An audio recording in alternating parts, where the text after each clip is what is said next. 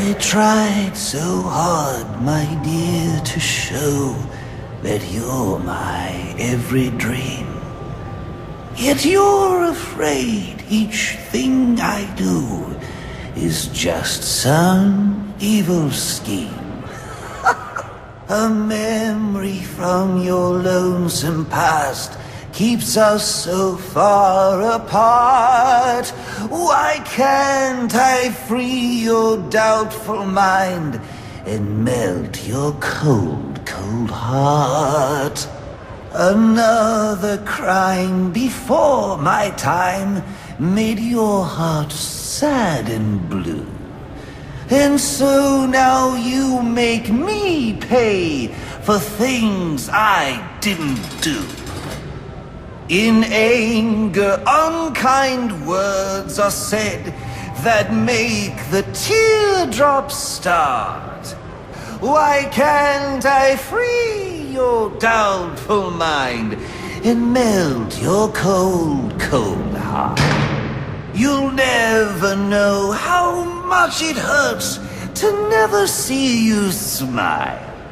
You know you need and want to laugh, yet you claim it's not your style. Why do you hide behind that mask? I'm trying to do my part. Why can't I free your doubtful mind and melt your cold, cold heart? There was a time when I believed that you belonged to me. But now I know your heart is shackled to a memory. You won't admit that we're the same, and it's tearing me apart!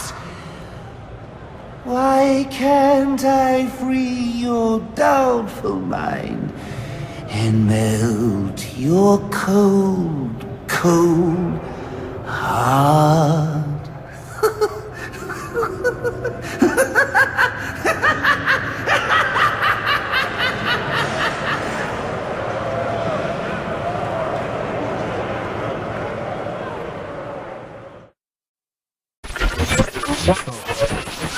Our next guest, political strategist Dean Snyder, has been following tonight's events since the start, more than 8 hours ago. Dr. Snyder, let's start with you. What's your view?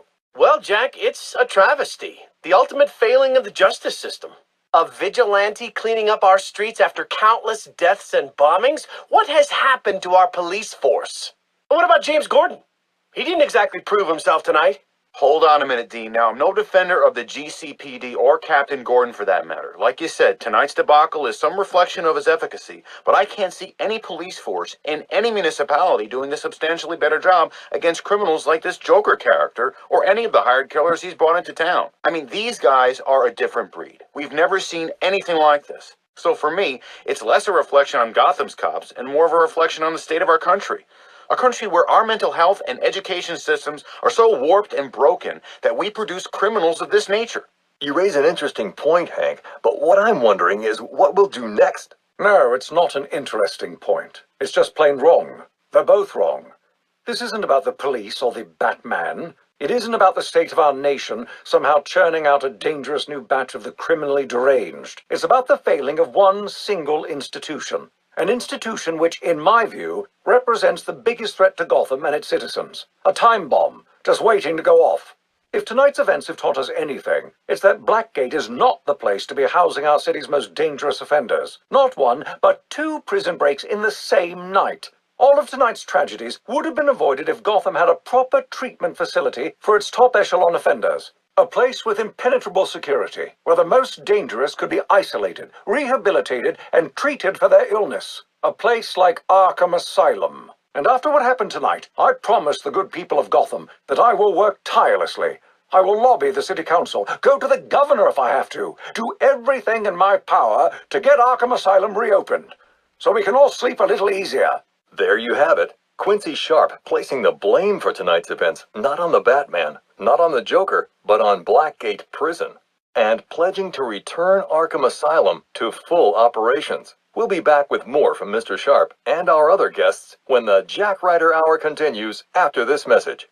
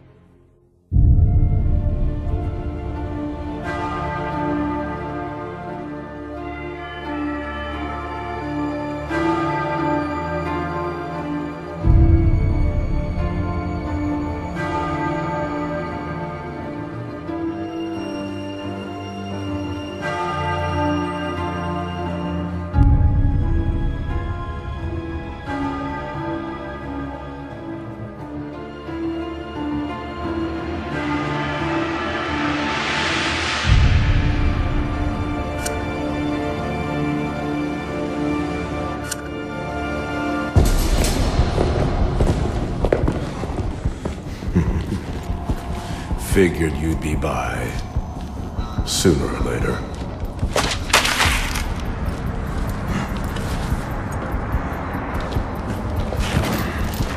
And what happens if I don't sign? You rot in here, or you work for me.